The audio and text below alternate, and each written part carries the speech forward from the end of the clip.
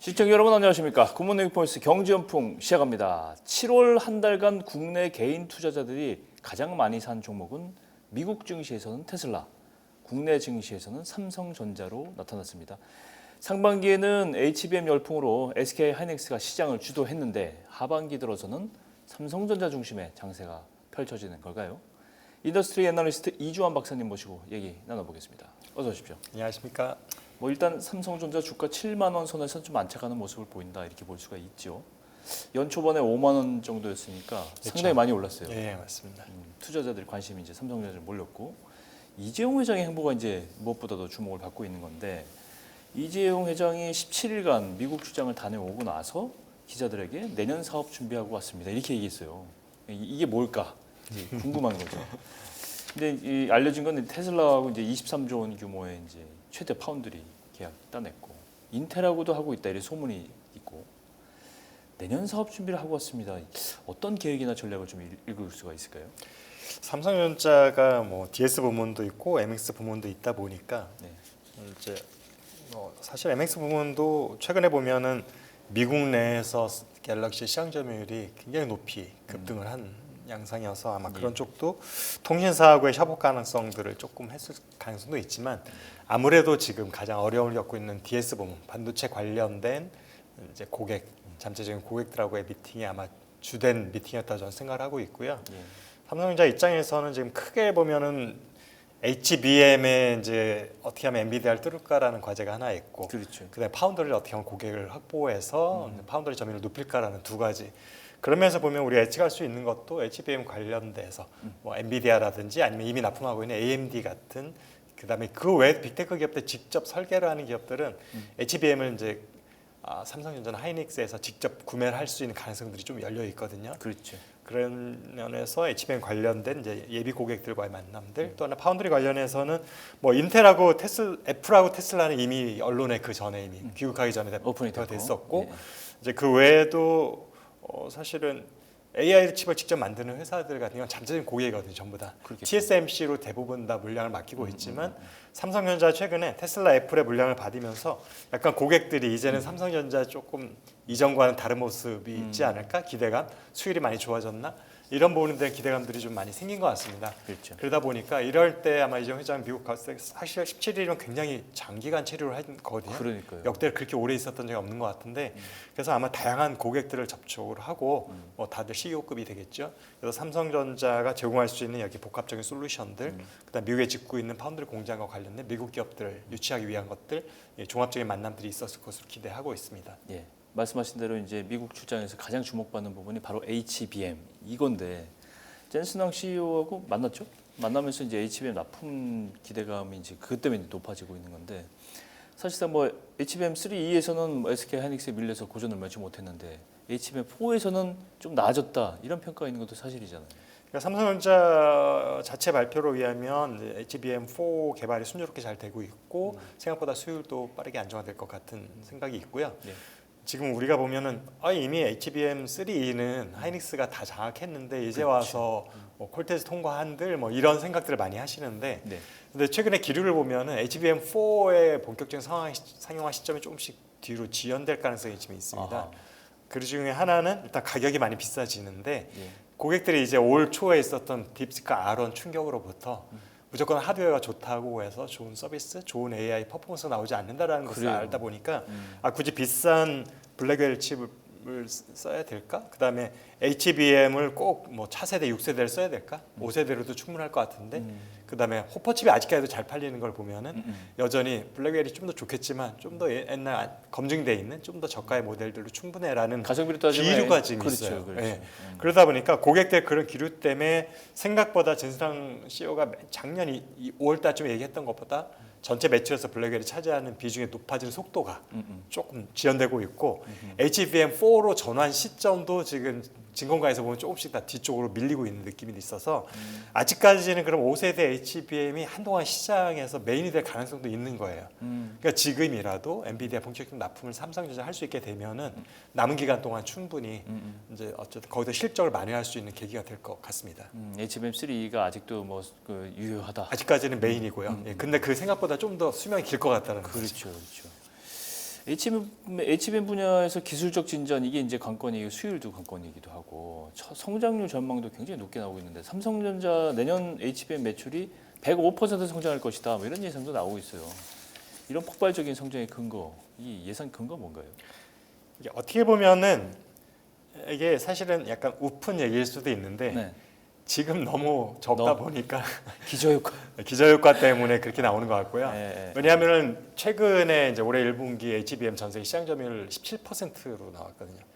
작년만 하더라도 45% 이상을 갖고 있었는데 네. 삼성전자가 이제 반토막도 안 되는 거예요. 더 밑으로 네. 떨어진 거고 오히려 3위였던 마이크론이 21%로 올라간 상황이어서 말씀하신 기저효과가 사실은 가장 크다고 보고 있고요. 작년만큼 해도 작년에 빼앗긴 거를 도로 해야지 그 정도 만회하려면 되는 100% 이상이 성장이 돼야 되는 거죠. 그렇지. 그래서 그 효과가 일단 가장 크다고 저는 보고 있습니다. 그렇군요. 삼성전자의 공격적인 사업 확장 가능성을 뒷받침하는 근거가 있어요. 사실은 제일 첫 번째가 뭐냐면 삼성전자 돈이 많아요. 100조 원의 현금 자산을 보유하고 있고 두 번째가 이제 이재용 회장의 사법적 리스크가 완전히 해소됐다. 해소됐죠. 그런 것도 있는데 이제 이러다 보니까 이제 공격적인 M&A가 가능하다 이런 얘기가 나오고 있어요. 그 부분이 사실은 많이 기대되는 부분, 특히 외국인 네. 주주 입장에서는 사실 뭐 100조 원이라는 수치는 제가 아무리 이런 얘기 나올 때마다 재무제표를 뜯어봐도 형성 자산이 그렇게 많지는 않아요. 그래요. 근데 아마 100조라는 것을 할 때는 최대한 많게 보이게 하려고 언론에서 이런저런 단기간 안에 현금화할 수 있는 것들을 몽땅 다 포함시키는 거라고 저는 생각이 되는데 실제로 뭐 이보다 몇 분의 1 수준이에요. 항상 형성 자산이라고 딱 찍혀 있는 걸 보면은. 네. 근데 어쨌든 간에 그것도 적은 금액은 아니고요. 그동안에 사실은 하만 이후에 대규모 M&A가 사실상 거의 실종되다시피 했었고 없네요. 올해 들어와서 몇 건에 있었지만 규모면이라든가 특히 반도체 쪽이라기보다는 가전 전자제품과 관련된 쪽, 공조 이런 쪽의 M&A가 많았기 때문에 DS 부분과 관련한 M&A는 사실상 거의 이제 없었다라고 보는 게 맞고요. 이제 이종 회장 말씀하신 것처럼 사법 리스크가 완전히 이제 해소가 됐고 그렇기 때문에 사실 이번에 미국 순방도 이렇게 길게 가면서 상당히 적극적인 행보를 보였던 것 같거든요. 그래서 이제는 분명히 투자 쪽에서도 삼성전자 이제 큰 손으로 등장할 때가 되었다고 저는 보고 있고요. 네. 그게 아마 미국의 빅테크 기업들과의 이제 협업이라든지 아니면 이제 합작 회사를 설립하는 것까지도 갈 수도 있는 것 같고, 그렇죠. 물론 뭐 설계 회사라든지 파운더리의 약점들을 보완할 수 있는 그런 부분들을 이제 직접 인수하는 것도 분명 포함될 것 같습니다. 그렇죠. 삼성전자에 대한 시장의 기대감 변화는 그래서 이제 외국인 투자 움직임을 보면 딱 알 수가 있잖아요. 초도에 말씀드렸지만은 상반기까지 통계를 보면 외국인들이 삼성전자 주식을 3조 8천억 원 순매도했었어요. 근데 하반기 들으면서 3조 1천억 원어치를 사들이고 있어요. 완전히 방향이 이제 바뀐 거죠. 금액도 뭐 거의 유사하게 바뀐 건데 이유가 뭘까요? 근데 보면은 그 외국인들의 살 때 며칠 동안 굉장히 많은 물량을 사들이고 몰아서. 그게 지속된다기보다는 찔끔 며칠 사다가 또 팔다가 이게 지금 반복되는 패턴이긴 해요. 아하. 그리고 상반기 때 워낙 많이 팔았었기 때문에 팔았던 것들을 일정 부분 다시 채워야 되는 부분이 있죠. 네. 왜냐하면 기본적으로 일단 한국 증시의 코스피 지수를 따라가는 모든 펀딩이라든지 이런 어쨌든 큰 손들은 삼성전자를 담을 수밖에 없잖아요. 시총이 가장 높기 때문에. 물론 최근에 SK 하이닉스 시총이 굉장히 많이 높아져서 사실은 대체제가 있다고 하지만 여전히 더 높은 건 삼성전자라서 삼성전자를 너무 많이 팔았기 때문에 사실은 고가를 채워야 된다. 포트폴리오를 어느 정도 균을 맞춰야 되는 부분들이 있어서 그 3조 원 가까이 되는 순매수 있었다고 생각이 되는데 이게 지속될 수 있으려면 이제 하반기에 지금 이재용 회장이 많은 행보도 보였지만 뭔가 결실이 있어야 되는 거예요. 예. 물론 최근에 파운더리 좋은 수익이 있긴 했었지만 그게 실적에 반영되는 시점은 매년 후가 될 것이기 때문에 당장 주가에 반영되긴 좀 어렵죠. 한계가 있다고 보여지고 그렇죠. 그래서 정말 대형 M&A 건이라든지 아니면 HBM의 엔비디아 납품 소식이라든지 아니면 기존의 큰 고객이었던 뭐 퀄컴의 파운더리 다시 유출했다든지 이런 구체적인 큰 소식들이 결실들이 좀, 있게 예. 되면 지금 7만 원에 안착됐던 것들이 이제 8만 원을 충분히 녹화해 볼 수 있다고 보는 거죠. 그렇죠. 그지만 이제 뭐 새로운 변수들이 계속 등장해요. 글로벌 경쟁사들의 동향이 중요한 건데 사실 빅테크 기업 얘기할 때 인텔이 정말 참 뭐랄까 뭐 위기를 맞고 있다고 하는 정도로 인텔이 안 좋은 상황인데 그러다 보니까 미국 정부가 인텔 지분을 인수하겠다. 그러면 거의 국가적인 지원을 하겠다. 인텔에 대해서는 뭐 그러잖아요. 그러면 이제 결국에는 경쟁사들로 보면 미국에서 인텔을 지원한다고? 그러면 이제 상당히 또 다른 경쟁 변수로 등장하게 되는 건데 위협이 될 수 있겠어요. 삼성전자한테는. 사실은 미국 정부에서 굉장히 적극적으로 관여할 거라는 건 작년 초에 제 책에도 이미 언급이 되어 있습니다. 미국 정부에 있어서 어느 정부든지 인텔을 포기할 수가 없는 게 아마 인텔이 파산했다, 매각됐다는 얘기 나오면 중간 선거에서 분명히 패할 수밖에 없어서 거의 미국을 대표하는 기업 중에 맞습니다. 하나잖아요. 그래서 인텔은 어떻게든지 정부가 살릴 거라고 저는 예상하고 있었고 네. 그 이제 가장 문제가 된 게 파운더리였기 때문에 파운더리 부분은 어떻게든지 정부가 직접 지분 인수든지 사실은 작년에는 뭐 TSMC나 엔비디아한테 니네가 좀 사라 이런 기업들한테 막 압력까지 넣었었잖아요. 그렇죠. 근데 어느 쪽도 받아들이지 않았죠. 네. 이제 뭐 브로드컴한테도 약간의 얘기가 있었고 왜냐하면은 인텔의 파운드리 사업부를 인수하는 것이 기업 입장에서는 사실 현재로서 리스크가 너무 크기 때문에 그렇죠. 돈 먹는 하마가 될 수도 덩치가 있고 너무 크고. 이런 와중에서 결국에는 이제 정부가 직접 인수하겠다는 얘기가 나왔고 아직 확정된 건 아니지만 그 소식 나오자 바로 하루 이틀 뒤에 손정희 회장이 소프트뱅크의 비전 펀드에서도 지분 인수하겠다라고 해서 지금 인텔이 최근 몇 거래일 동안 급등세를 지금 보여줬었습니다. 근데 이게 뭐 인텔도 마찬가지로 뭔가 구체적으로 인수가 이루어져서 이제 안정적인 자본이 투입되기 시작하게 되면 현재 이제 주가 올라갔던 것들이 지속될 수가 있는데 이제 그 흐지부지 끝나버리면 다시 또 이제 폭락할 가능성도 있는 거죠. 어쨌건 주요 경쟁사 중에 하나니까. 근데 이제 사업 중에 보면 봐야 돼. 삼성전자 입장에서는 인텔이 잘 못하는 게 유리하잖아요. 그렇죠. 어쨌든 TSMC의 대체제는 반드시 필요한데 그렇죠. 그 입장에서 삼성전자, 인텔 외에는 없어요. 현재로서는 2나노, 3나노 공정을 할 수 있는 기업들이. 그래서 인텔이 차라리 그냥 파운더를 접겠다 해버리면 삼성전자 몸값이 높아지는 건데 그러네. 미국이 인텔 본격적으로 살리겠다고 하니까 좀 복잡한 상황이 된 것 같습니다. 그렇죠. 한국은 그렇게 할 수는 없잖아요. 이제. 그렇죠. 네. 트럼프 정부의 정책이 이제 반도체 업계에 큰 영향을 미치는 건데 이제 뭐 관세 얘기예요. 미국의 반도체 공장을 치지 않으면 최대 300% 관세 때리겠다.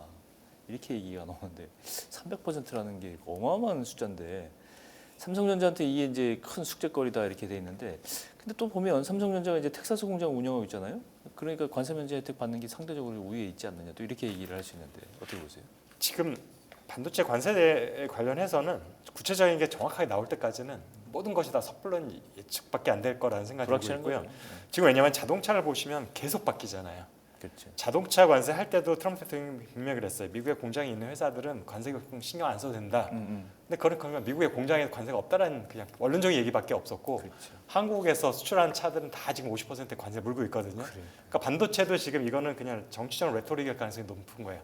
뭐 미국의 공장 당연히 원래가 없는 거잖아요, 관세가. 그렇죠. 그 얘기를 하는 것일 수도 있는 거고 아니면 진짜로 시장에서 기대하기에는 미국의 공장을 짓고 있거나 운영하는 데는 자국에서 본국에서 생산해서 수출하는 것도 관세 면제를 해주겠다라는 가능성도 있다라는 기대감이 있지만 현재로서는 그거는 이제 지켜봐야 될 것 같습니다. 자동차 철강의 예를 봐서는 전혀 아닐 가능성도 있고 기대감만 높은 걸 수도 있어서 좀 살펴봐야 될 것 같고요.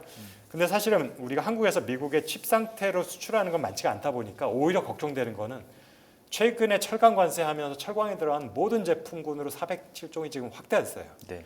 그런 효과가 반도체도 있을까 봐 이게 정말 걱정인 거죠. 아하. 그러면 반도체가 들어간 제품으로 확대돼 버리면 이거는 뭐 계산이 안 나옵니다. 너무 많기 때문에. 그러네요. 그래서 지금 단순히 칩에만 하는 거라면 타격이 굉장히 적어요. 한국은 대만이 훨씬 클 거고요. 이제 근데 만약에 반도체가 주요 부품으로 들어가는 모든 그게 제품을 해버리면 인사이드면 그렇죠. 그거는 이제 반도체 관세가 아니에요. 엄격히 말하면 그래요. 완제품에 대한 관세가 되기 때문에 그러면 이제 반도체 입장에서만 계산해서 나오는 시기들이 아닌 거죠. 어떤 영향이나 이런 것들이. 그렇죠. 이 한국 증시에서 그래서 이제 미국의 생산 시설을 보유한 기업들에 대한 관심이 이제 형성되고 있는 건데 그게 비교적 안전하니까 말씀드린. 삼성전자는 말씀드린 대로 이제 오스틴, 텍사스 오스틴에 파운드리 공장 운영해 왔고 텍사스 테일러에도 이제 새로운 첨단 파운드리 공장 짓고 있잖아요. 그렇죠. 예, 짓고 있고. 근데 이제 반면에 TSMC는 최근 들어서 이제 애리조나에 이제 짓겠다고 하는 거잖아요. 하고 이런 현지 생산 경험이나 인프라 측면에서는 삼성이 TSMC보다는 확실히 지금 이런 면에서는 우위에 있다 이렇게 평가할 수 있는 거잖아요. 지금 어떻게 보면은 대만 같은 경우는 정부의 압력도 좀 있고요. 네. 대만에서 항상 그 정책이 있어요. 그러니까 뭐 T+1인가 해서 대만에서 양산이 되고 1년 이상 지나야 타국에 공장을 지을 수 있다는 제약이 있어요. 대만 법이군요. 대만의 법인 거죠. 그러니까 대만에서 2나노가 먼저 상용화되고 1년 후에 미국에 2나노를 상용화할 수 있기 때문에 서두를 수가 없는 입장인 거고요. 아, 묶여 있군요. 이제 삼성전자는 이제 그런 제약은 없으니까 없고. 아예 2나노를 최대한 빨리 해서 어떻게 보면 테슬라 최근에 수주를 한 것도 예. 지금 존재하지 않는 공장에서 지금 생산하겠다라고 수주를 한 거거든요. 그런 거죠. 2나노 공장이 없습니다. 아직까지는. 현재 지금 오스틴에 있는 공장들은 사실은 조금 레거시 공정을 활용하는 제품들을 양산하고 있는 거예요. 예. 애플의 제품 같은 경우는 상당히 레거시 공정이거든요. 예. 그래서 이런 면에서 양사가 지금 상황이 좀 조금 다른 특징이 있고 또 하나는 TSMC가 사실은 적극적이지 않아요. 의도적으로도. 왜요? 왜냐하면은 네. 이미 알거든요. 미국의 반도체 공장을 운영하는 것들이 코스트 측면에서 얼마나 손해가 나는 건지. 그래서 관세가 최종되는 것에 따라서 달라질 것 같은데 관세가 50% 미만이다라면 대만에서 만들어서 관세를 물고 수출하는 게 더 쌀 수 있다. 근데 진짜 100%다라면 이제 빠르게 짓겠죠 공장을. 근데 지금 300%라고 하니까. 그래서 지금 현재로는 지금 대부분의 백악관에서 대통령의 입을 통해서 나오는 것밖에 없다 보니까 그렇죠. 정해진 건 아니죠. 구체적으로 상무부에 이제 고시가 딱 떴을 때 그 수치를 보고 TSMC 같은 경우도 좀 더 빠르게 공장을 지을지 아니면 현재 약간 지연시키는 전략 계속 갈지 그렇죠. 이렇게 전략의 차이가 발생할 것 같습니다. 그렇죠. 이게 이제 파운드리 얘기를 좀 더 해보면 대만, 일본뿐 아니고 유럽의 뭐 여러 반도체 회사들이 이제 TSMC에다가 생산을 위탁 많이 하잖아요. 하고 이기 행정부 트럼프 2기 행정부 출범 이후에는 미국 현지에서 칩 생산을 맡아줄 파트너들을 찾고 있단 말이죠. 근데 이게 이제 여기 보면은 TSMC보다는 삼성전자가 더 이게 수주가 이쪽으로 돌려서 많아질 가능성이 높아지고 뭐 이런 계산도 할 수 있는 거잖아요. 현재 TSMC가 미국의 공장 증설에 조금 적극적이 않다라는 게 삼성전자 입장에서 이제 조금 유리해지는 구도가 되는 거고요. 왜냐하면 현재 TSMC의 지금 대만이든 미국이든 공장이 이제 풀가동하는데 고객의 수주를 더 이상 받지 못하는 상태다 보니까 그런 면에서 대만이든 미국이든 TSMC는 적극적으로 물량을 수주하기 어려워서 이미 기존의 대형 고객들이 많이 있잖아요. 엔비디아, 애플, AMD 같은 그렇죠. 이 물량들만 갖고도 이미 사실 몇 년치 수주가 돼 있는 상태다 보니까 그런 면에 있어서 이제 새로운 고객들이라든지 테슬라도 사실 그런 입장인 거예요. 그렇죠. 메인 고객이 아닌 TSMC 입장에서 볼 때 가장 중요한 고객이 아닌 세컨드 티어 고객들에 대해서는 너네 좀 기다려. 그러다 보니까 삼성전자 그러다 보니까 삼성전자 난 빨리 해줄 수 있어. 그렇죠. 이런 면에 있어서 신규 고객을 확보할 수 있는 유리한 고지에 있는 건 맞습니다. 그렇죠. 반도체 업계 전체 분위기도 좀 봐야 되는데 최근 이제 주식시장 얘기인데 반도체 관련 ETF 주가가 일주일 만에 13% 뛰었어요. 그다음에 이제 레버리지 쪽 반도체 레버리지 코덱스 ETF 같은 경우는 66% 어마어마하게 뛰었네요. 연초 이후에 올해 들어서만 뛰는데 ETF 급등 현상은 물론 ETF라는 상품에 대한 인기도 있겠지만은 반도체에 대한 기대감이 굉장히 충만하다 이렇게 볼 수가 있는 건가요? 그렇죠. 결국에는 ETF라는 게 뭐 주요 반도체 기업들 묶어가지고 다 합친 엮어내는 거니까. 거기 때문에 네, 업황 자체를 보는 거잖아요. 그러니까 결국에는 뭐 실적 모르겠지만 주가가 더 상향할 거다는 기대감이 반영되고 있는 거잖아요. 예, 예. 그 이유 하나는 삼성전자가 이제 하반기 돼서 기존에 사실 악재는 다 나왔어요. 이미 어떻게 보면은 그렇죠. 뭐더 이상 나올 악재가 없을 만큼 맞아요. 남은 건 호재밖에 없다라는 기대감에 설마 또 7만 밑으로 내려가지는 않겠지라는 기대감도 일부 있기도 하고요. 그다음에 하이닉스 같은 경우도 조정을 좀 받았잖아요. 30만 원 다시 리터치를 했다가 다시 뭐 사실은 골드만삭스의 이제 리포트 때문에 그런 영향도 있지만 많이 지금 봐서 PR이 상당히 낮아져 있는 상황이다 보니까 그런 면에서 이제 하반기 특히 연말 12월쯤 갔을 때에 한국도 그렇고 사실은 뭐 서학도 마찬가지죠. 미국 같은 경우는 엔비디아는 사실은 조정을 크게 받지는 않았지만 그렇죠. 인텔이라든지 여러 가지 이제 AMD, 뭐 퀄컴 같이 이제 사실은 조정을 받고 아직 본전을 회복하지 못한 기업들이 많다 보니까 이제 반도체를 지수회를 묶여서 하는 그런 ETF 같은 상품들이라는 기대치들이 좀 반영되고 있지 않나라는 생각을 해봅니다. 예. 이게 지금 HBM도 그렇고 파운드리도 그렇고 이 중심에는 AI라는 큰 테마가 있잖아요. 근데 이제 지난 밤에 잠시 후에 다음 코너에서 이제 미국 증시 얘기할 텐데 홍선 앵커가 이제 나와서 얘기할 텐데 이거를 AI 거품론에 나온단 말이에요. 이게 주가가 먼저 좀 약세기도 네, 했었고 나스닥이 한 1.5% 정도 거의 빠졌고 많은 기술주 AI와 관련된 테마주들이 지금 굉장히 지금 주가가 좀 떨어졌단 말이에요. 이런 상황에서는 보면은 HBM 파운드리도 그렇고 칩 수요에 대해서 뭔가 이게 이제 그 다음 단계로 영향이 쫙 넘어올 수가 있잖아요. 제가 아직까지 이렇게 얘기하기는 이르지만 제가 사실 이 코너에서도 1년 전에 많이 얘기를 했을 거예요. 2025년까지는 스테디하게 가겠지만 네. 2026년부터 그 이후는 모르겠다. AI 성장세가 계속될지 여부를 모르겠다고 했는데 이제 최근에 굉장히 신뢰가 높은 이제 시장 조사 기관에서 각 칩 종류별 내년도 시장 전망치 예상치가 나왔는데 네. 작년하고 올해 예상했던 대로 로직 IC가 압도적인 성장률을 보여주고 있었고요. 예. 로직 IC가 GPU가 포함되어 있는 네. 분이거든요. 네. 근데 내년에 뚝 떨어집니다. 성장률이 어. 10% 미만으로. 오히려 메모리가 굉장히 높게 성장하는 것으로 나오고 있어서 음.